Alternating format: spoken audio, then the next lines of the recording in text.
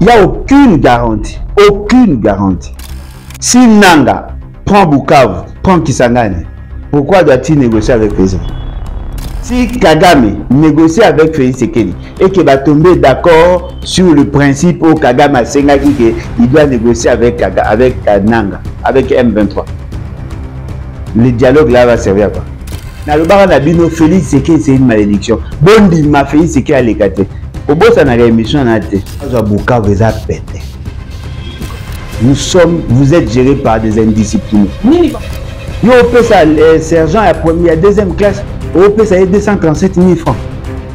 Kataka émission pour ici, aussi qui s'engage. Bon, mais attendez. Vous avez ça, vous avez famille Mobabake, en plus de suivre ça anniversaire. La solution est belle. Même si aujourd'hui on se mettait autour d'une table derrière Félix Sekeli, même si on lui donnait tous les moyens, même si on lui donnait tout ce qu'il y a comme armement ici, on va échouer. On va être aux Awana. Ceux qui ont déjà commandant suprême n'a plus confiance à l'armée, ils ont préféré qu'on soit mercenaires pour les sécuriser. Vous pensez qu'on va sécuriser l'État avec les mercenaires? Félix Sekeli n'est pas Awana. Tant qu'il n'est pas touché dans sa chair, qu'est-ce qu'il a fait? Qui vous dit que Félix Sekeli n'est pas dans le complot? Ok, maintenant. Le reste, on verra. Ok, maintenant, on a yawate. Yeba, ceux qui font. Yeba, on est aux arts. Ceux qui font, c'est qu'il a du courage. Il a démissionné et tout ça. Nanga a sur la force. Nanga a dit qu'il y a eu des faits. Monstre Yaka. Ceux qui font, c'est qu'il a démissionné. Monstre Loué. Naboyaga Félix Sekeli qu'on a bibandé. Il est l'homme qui a convaincu un président Maloma. Na base Félix Sekeli a osé l'autre. Vous pouvez Madame, Messieurs, bonjour, bonsoir. Et ça dépend de l'ère à laquelle vous nous regardez à travers le monde. Bienvenue dans un nouveau numéro. Il y a émission Nabino, les talks, les talks, un magazine socio-politique où tu as une grande question d'actualité. Tu as sur la table et tu débattes Naba invité. Nazali na esengo susu koyamba papa Alain Bolojwa, mbote na papa Alain. Mbote ne kongai, mbote na balandi, en tout cas merci beaucoup pour l'opportunité. Papa Alain, Toyoki d'après ma recherche nangai, Nayoki que président Félix a déjà ici évacué toute sa famille. Liban. On débat baolo. C'est grave. Alors pour moi, que déjà Soukane est commis, danger ça déjà regarde. Oh, bon danger comme ma passe basate. Ah, donc tu vas bigé. Kuna libanda va protéger mieux qu'à. Danger comme ma paix connu. Il faut protéger tout le monde. Famille nyon sont débarqués. Ceux qui bango nyoso bake na ba cousin ba neveu na ba ba finga biso na banzela ba moto bake ba tiki ba moto bake banani ba finga au moins que eza solution te. Personne ne va inquiéter la famille de Cap de Tshisekedi. Vous êtes sûr? Personne. Ba ko inquiéter ka bateau ba sa ki l'état mabe. Famille Tshisekedi est responsable à mes gestion te. Comment il faut changer le langage? Na comment il faut changer le langage te nga zalaka abou. On peut changer là. Parce qu'il va dire non, les lots, un peu ça va. Oh, nga déjà na loba que ceux qui ont pouvoir to kanga famille à Tshisekedi. Oh, bino de bosangisa la famille na ba question politique. O asali mabe ba osala e ba kangie. Mais o asali mabe te bo kanga e pour la famille à Tshisekedi. Déjà na soutenir thèse wana depuis quand. Mobutu azali ki asali mabe. Est-ce ba déranger ki famille na nyos? Ka ba o asali ki mabe. C'est comme ça. Ok, merci. Et puis, quand sa famille en exil, kuna bolé sous ba fufuna ba mbota pour kuna ba pesa olé ambo. Vous comprenez moi? Non non. Bobo gisaka to fanda awa. Osali malamu ba beto maboko. C'est mabe longo c'est tout. Ok, merci beaucoup. Parlons un peu, il y a sérieux ma consultation papa Alain. Tout le monde par rapport il y a l'Eka Gome. Qui a tout le monde a vu, tout le monde mobilisation bizarre et comme tout le monde devient patriote par-ci par-là tout ça et jusqu'à ce que une demande qui a été rejetée il y a de cela quelques mois Bassango va proposer, mais en fait, enfin, le président Félix est revenu dans ça. Bassango il est soumis pour surtout qu'il en est que Bassango va y lier. Bassango va y lier parce que vous le dites, va y lier proposition par rapport il y a pour renforcer la cause nationale. Oh, le Martin Fayulu a proposé à Baboyaga. Nous tous les alliés. Apparemment, des fois, il y a je dirais qu'il y a la crise, il faut voir. Mais le papier spirituel, donc comment on a vous avez un sursaut, même on a sursaut là, bon le garantie nini, on va s'en remettre ici bino. Bon accord, mon accord, depuis que Félix a cause à Mingi, a tenir à propos à réaliser raté. Parce que garantie nini, on va payer bino pour bino le lot, pour s'engager dans la lutte. Moi, je constate que par rapport à la question et à l'approche développée par l'Église catholique et l'Église protestante, déjà au départ, Félix Tshisekedi n'est pas directement lié à ça. Comment ça? Bango Baye va saluer proposition. Il y a Aboui, à Fandisi Ango. Après, au regard, il y a une évolution à Makambo. A constaté qu'il y avait un ça ne va pas, il perdait le contrôle. Alors, qu'est-ce qu'il fait? Il les appelle pour réchauffer un ancien dossier au Yemoga Rejetaki par ailleurs. Et dans leur démarche, ils n'apportent aucune garantie. Aucune. Ni par rapport à ce qu'ils ont conçu, ni par rapport à ce qu'ils sont capables de faire. Il n'y a aucune garantie. Aucune garantie. Ah bon? Risque, et le résultat que venez, Bosolola, Nakati, pour trouver solution. Aucune garantie. Donc, au cas où il y a diplomatique dans le sommet et que Simi, est-ce que tu as mon dit, Félix, à continuer pour croire qu'à... Ah, voilà. Voilà pourquoi je dis, il y a plusieurs donnes. Il y a plusieurs dimensions. Et, tu vas jouer parce que là, au moment où on a posé qui, parmi ma bureau, on a soulevé qui, les faits factuels, la factualité se trouve le baboué. Il y a plusieurs intervenants. Il y a plusieurs variables explicatives.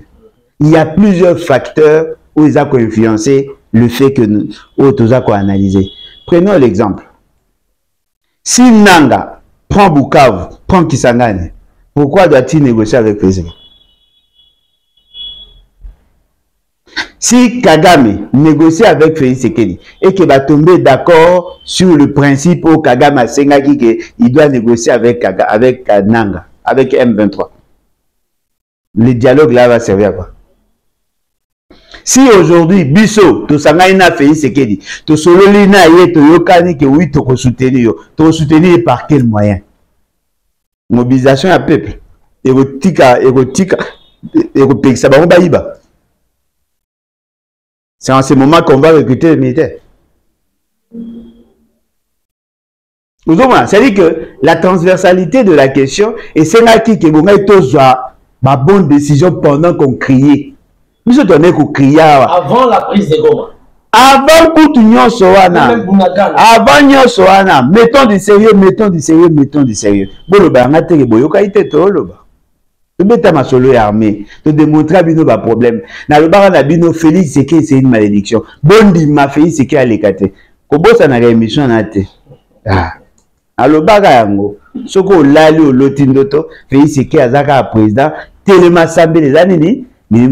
C'est ça, c'est ce que vous vivez. Dans le bar déjà tout s'organiser, tout rehausser niveau armée nabiso, tout former, tout recruter, tout payer ça va condition les meilleures, tout le la faiblesse nabiso dans les négociations, il y a un accord. Tout éviter qu'on signe un accord de manière intempestive. Tout ce que nous disions là, aujourd'hui nous vivons que les conséquences. Et donc, attention tout ça, les gars n'ont imaginé tout faire ni boy. D'abord démarche n'a pas les aboués. Va mettre en place un secrétariat technique. Toutes les composantes consultées, ça la idée n'a pas sur papier. Bah qu'il ne déverser dans un secrétariat technique.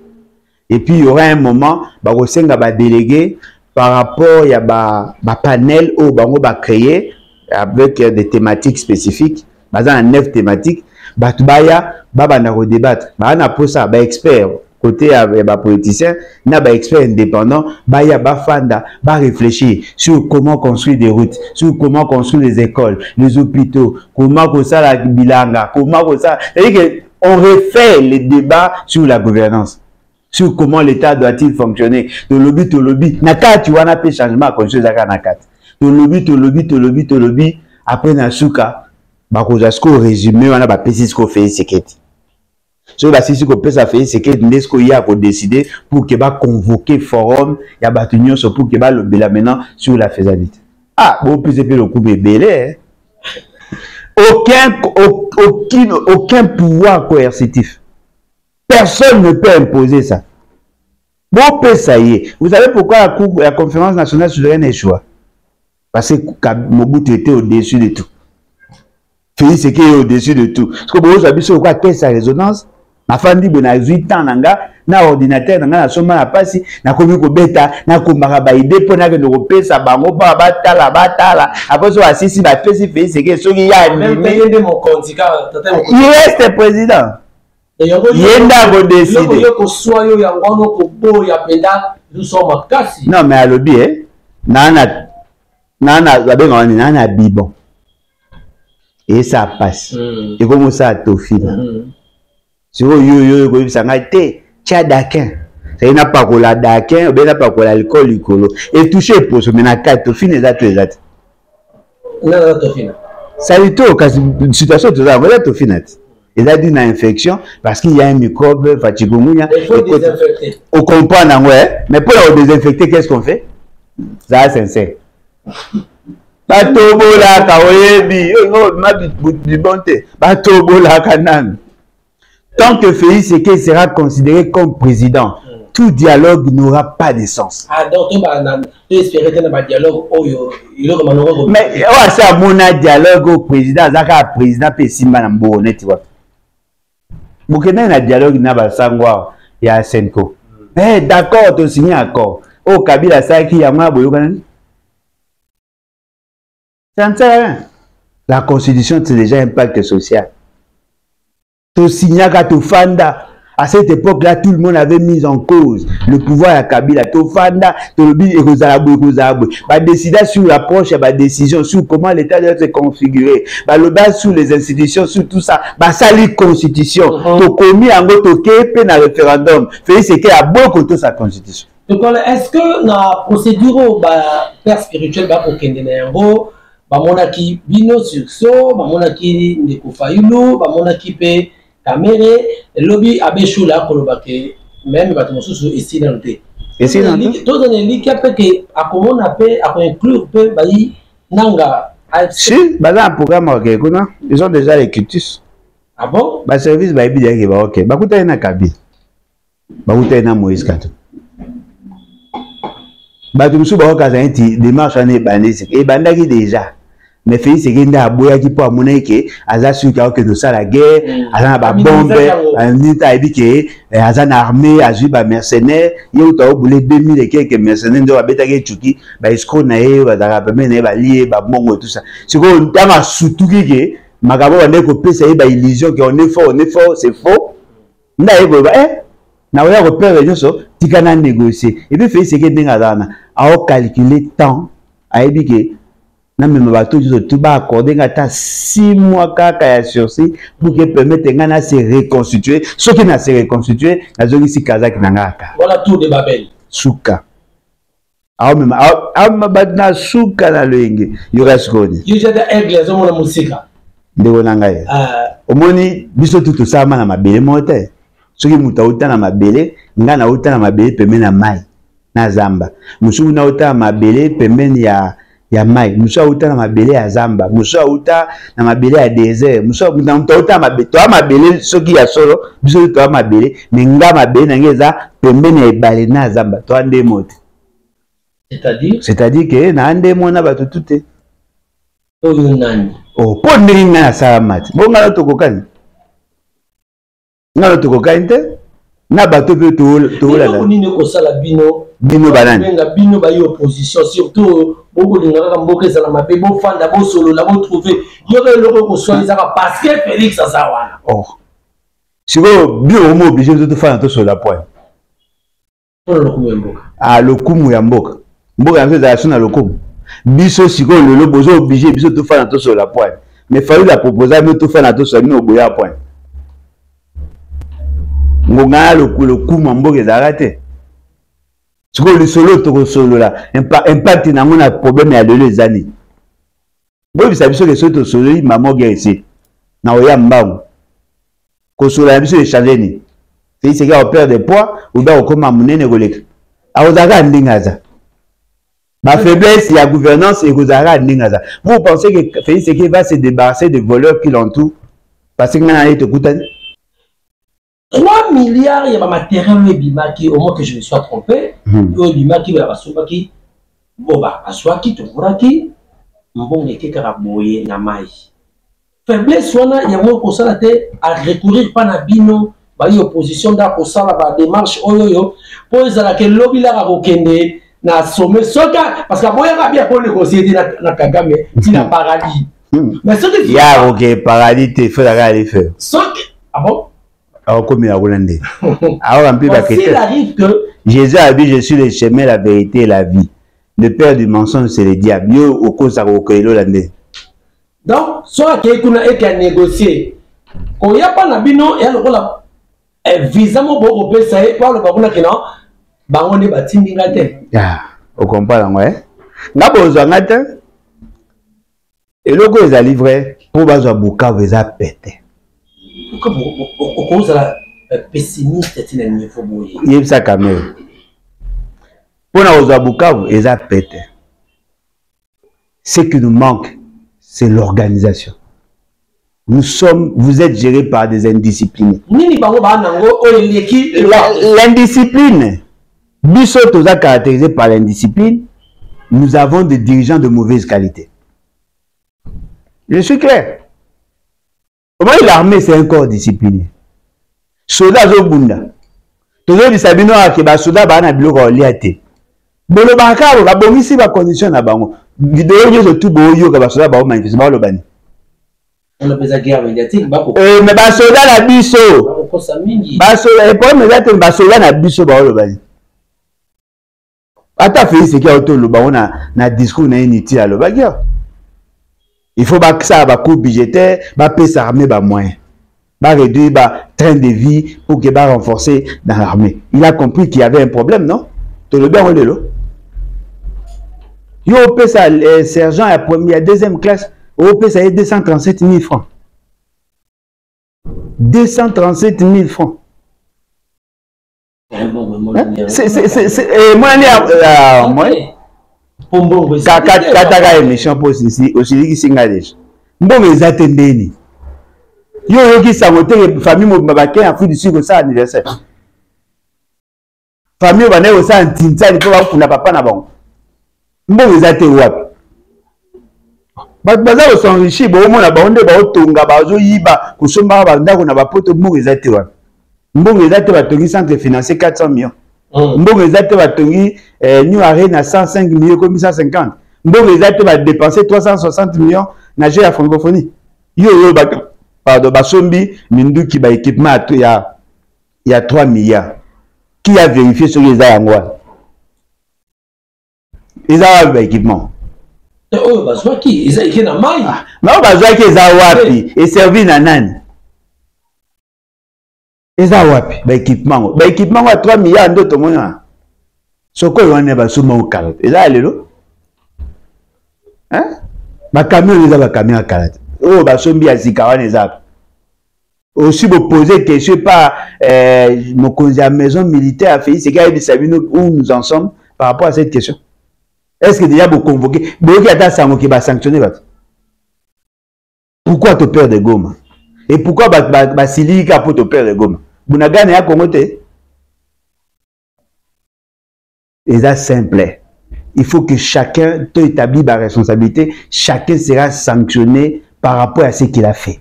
C'est simple. Même si aujourd'hui on se mettait autour d'une table derrière Félix Sekei, même si on lui donnait tous les moyens, même si on lui donnait tout ce qu'il y a comme armement ici. Ah, on va échouer. On va échouer. Il y a un problème de commandement. Même Bazou Sirisi a yé Benya Nassima. Rissa y a attention à PC biso ba équipement. Et Simbarate. Parce qu'il y a un problème de Ronangatolé na massa citoyen mandoki d'après yo. Batso ba kibi point.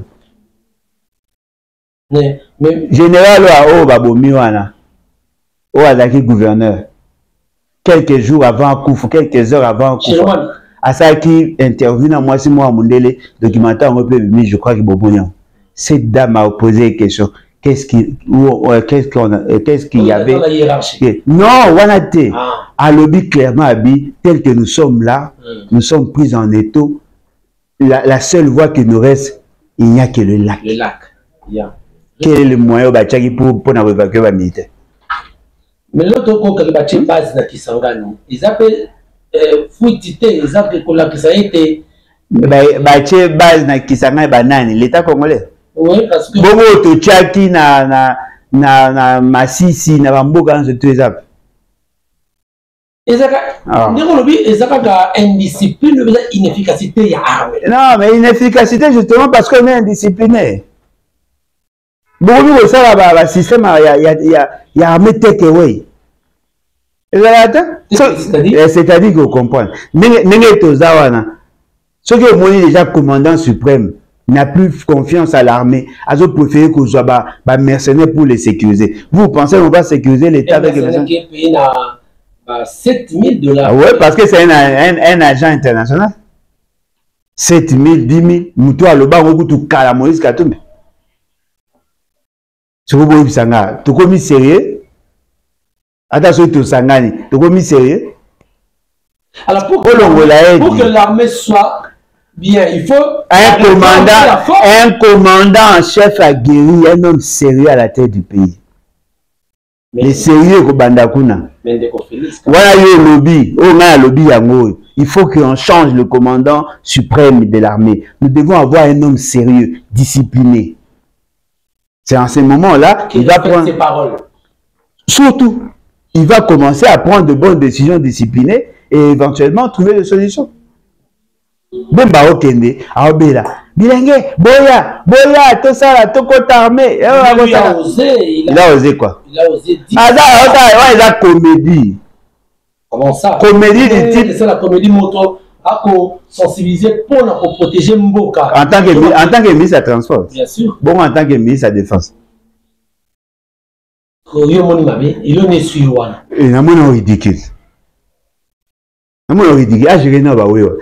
ridicule. Il était ministre à la Défense. Il prétend avoir recruté les militaires. Il prétend les avoir formés. Ouais, prestation. Donc, Félix. Il y a eu plus de 3 000 personnes qui jonchaient dans nos rues. 3 000 de nos militaires. Parce qu'il n'y avait aucun commandement. Tous sont organisés, tous sont disciplinés, tous sont soldats à Malonga, en face, parce que ceux qui nous combattent sont des professionnels. Ils sont professionnels par rapport à l'uniforme. Non, ils sont formés. Pas longtemps. Unité spéciale à recruter il n'y a pas longtemps. Bon, répète, parce qu'il y a eu 10 ans, 5 ans. Oh. Bon, il y a des batailles qui ont été besoin. Deux mois, 3 mois, bon affront. Il y a blague, Bendel. Il y a banat. Banat, c'est de Baouba. Tous les membres sérieux, tous formés. Tu as un instructeur à Makassi, bateau, ba formation à Makassi, bateau, aujourd'hui, le quoi, ex-phase, bazanan, koufi pété. Ils sont où? Na poto, on ben na baumbayet. Bateau, yebi marambi armé, soldat, bundara contre M23, na prison. Bobim sabango. Bino ka tribalisme, quand vous aurez na le yenge, toza wapi. On a dit Jean-Baptiste Kassé quoi? Il y a qui il a décidé à lobby à lobby que le président Félix a pour ça la diplomatie à complaisance dans le sens que et c'est quand il y a une négociation à côté de la famille batonaï va proche oyo baza dignitaire okende par rapport à comparer na oya Kabila les kaki vraiment on envoie les experts puis autant qu'un homme sincère na loba on déjà car na loba on a lela bat basilika bat baseka mais moi personnellement comme d'habitude na ko fina la camera papa je suis sûr même temps na bota bat baseka na mais quand on imaginer na loba bat baza ko se souvenir mais quand on imaginer Mobutu atindi ba émissaire na yeba kende o négocier atindi maître ni Maïdikangi atindi Kamanda atindi Pinga Kasenda 3 personnes Yoga Félix qui atinda anan atindi Eliezer Tambwe atindi Mbata atindi na mususu anani wazaka suke belebwe muta bapesa mbonga bakulu na boy mutu mo wazaka suke belebwe aza choko boy Yoga bato ya atindi bisa bakende ko négocier au nom pour le compte de l'État na le bango te vous avez mamsu na ba blague te vous avez mamsu pe na sérieux. C'est ce qui fait aussi l'échec de la diplomatie. Non mais effectivement on est soutenu par aucun pays justement parce qu'on a mal négocié. Allez voir la qualité de l'ambassadeur. L'ambassade il y a une ambassade de tambola de manière optimale. L'ambassadeur a nous a fait ici combien ba accrédité na mbola ni. Potala, kuna, Félix Atina, ma belle-sœur, ma beau-frère, mais économie. La diplomatie, c'est l'un des instruments qui accompagne la guerre. Et ça, il y a une blague. Et comme une affaire familiale. Et comme il y a un mot où il y a beaucoup d'acquittés. Et ça, il y a un sens. Et ça fait le langue de cacao foot à Nyongo qui bon ça va la cacao yaka. Yo, la cacao, ça va, yo. Le quoi au commis mokozi au commissi nani médecin directeur aux unes de renom pour nego kombo lo ba chambre azale kuna pas à la kuna gérer ba médecin après aux autres cas moi qui hôpital kufa bo ça peut m'amener ninga bien très bien ya soni ko zana beaucoup de sanité et puis le net ça quelle humiliation beaucoup de gens qui à genoux un pays qui a moins de 40 000 militaires à genoux, un petit pays beaucoup de ceux qui nous n'ont pas Congo, à genoux, un président. Ah non. Mais papa, je veux dire que le président Félix est en train de négocier dans la police déjà dans Nanga, des gens qui se lobent à recherche de la biso, que un gouvernement de l'Union nationale il y a pour diriger, parce qu'il y a pour diriger, il faut le pas aux alas. Sincèrement, parce que ça monte. Et là, le quota. Est-ce que ça est vrai? Et là, le quota. Félix Gars a négocié jamais Gatti à compte. Ndegoni-moi à profiter. Ah! Il y a un lobby. Félix Gars n'est pas tant qu'il n'est pas touché dans sa chair, qu'est-ce qu'il a à foutre? Qui vous dit que Félix n'est pas dans le complot? Touché dans sa chair, vous voulez dire quoi? Vous voulez dire que ceux qui m'ont touché, ils m'ont touché. Est-ce que vous avez touché? Parce que les gens ont pas ici. Tu vois, il y a un souci n'atika na bokonzi. Nous sommes ça. Tu as bien négocier, batikati sa mandat na yé na calmement. Après, par ça, ni numéro sur il va au côté de l'Union nationale. C'est tout. Mais assis à mandat na ici. Assis à terre. Akenan. Le reste on verra. Akene. Mais nanganda yawate. C'est simple. Il y a autour de Baké. Va se monter en puissance, voilà. Parce que nanga yate. Mais bon, monter en puissance pour commander un chef à ça défaillant. Ça veut dire que yo sans effet. Ah, il y en a pas Rwanda aussi. Mais si il a envie. Bon, on va commander Basili. Ah.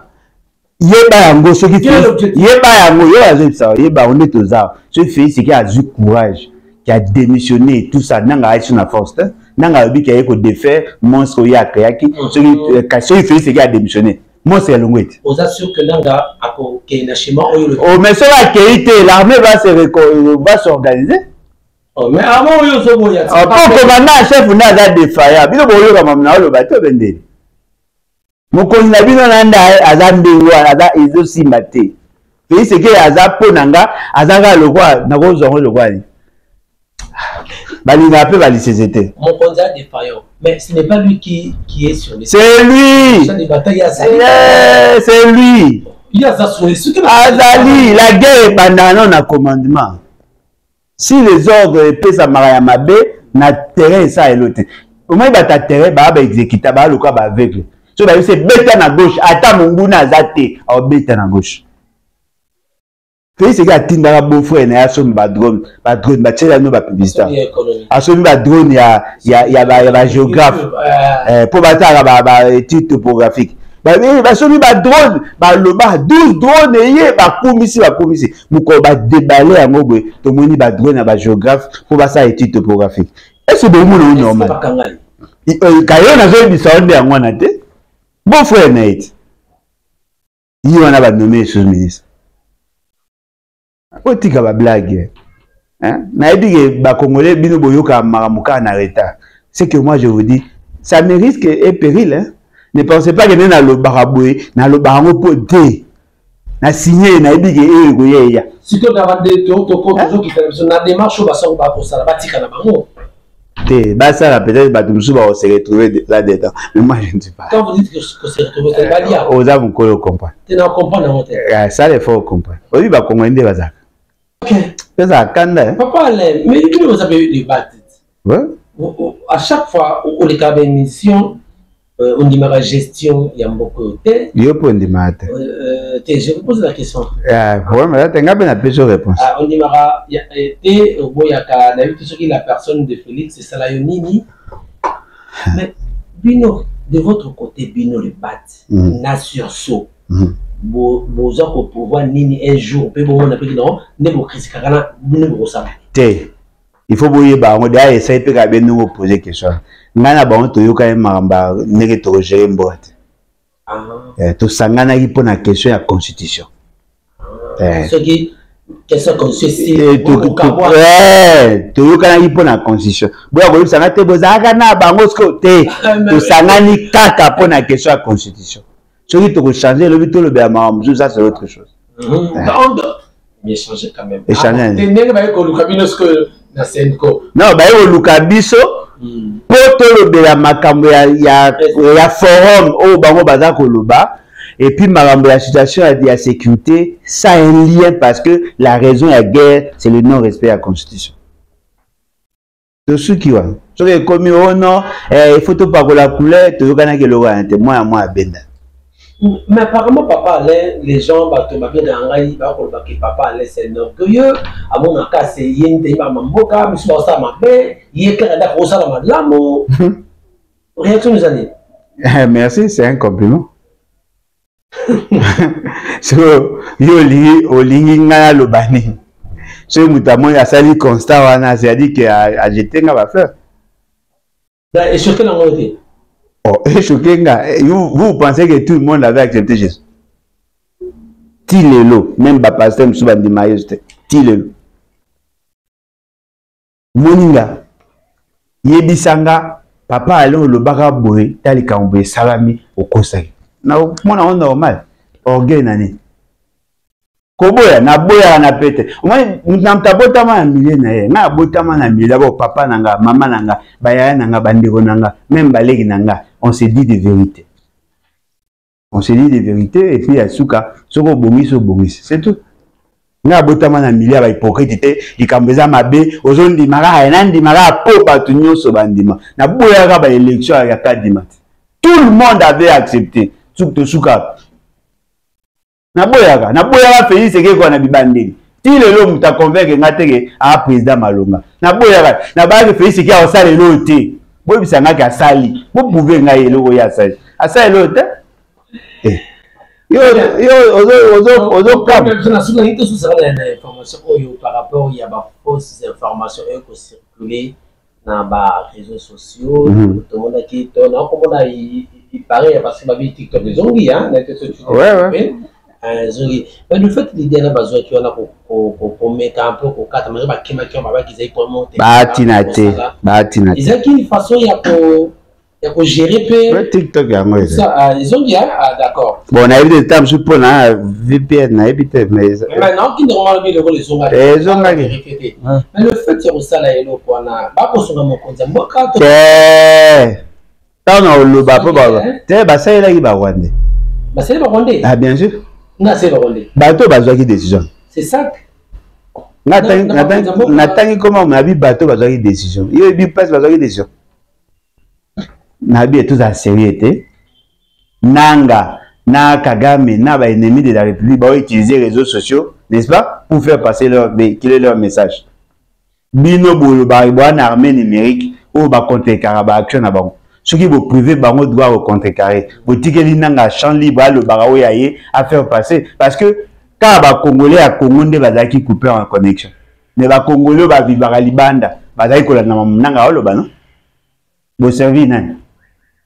On va servir ennemi. Alors, ça arrive au service. Bon, d'abord, bien moins après qu'on va lien pesa. Parce que en réalité, nous, ceux qui sont un président, n'a recruté bana star, bana inikin, bana étudiant, n'a recruté la formation à 3 mois. À l'époque, tu l'as dans les réseaux sociaux. Chaque mouton a connexion internet, on a moins bon, on a tout mundi ça va sur le plan, il y a réseaux sociaux tout dominé bango. Ceux qui ont 1000 soldats au bazar payé chaque mois les réseaux sociaux. Vous pensez l'information à l'année dominé. Non, il ne faut pas l'accepter. Il y aura ce qu'on aventure. Nous, il y a. Ministre de test mémoire. Nous, il y a alloué un camion. Un camion avec un écran géant. Les autres tambola. Ils ont peur de mobiliser le FARDC. Ah! Ils ont dit. Ils ont été bien. Ah bon? Ils ont moyen en lobby. Moi, il y a un camion en lobby. D'après eux, est touché combien de personnes d'après? Le camion est à 2 heures de temps en bouteille à 1 kilomètre. Papa, vous avez sérieux? C'est ça la communication? Comparer la communication à Laurent Désiré Kabila. Non, à l'époque, il y a Didier Moumengi. Comparer Didier Moumengi, comparer. Au moins que la communication ils ont souka à bavantu. Narratif ça veut dire quoi? Bah doit impressionner bien dans le concept. Ça veut dire quoi narratif?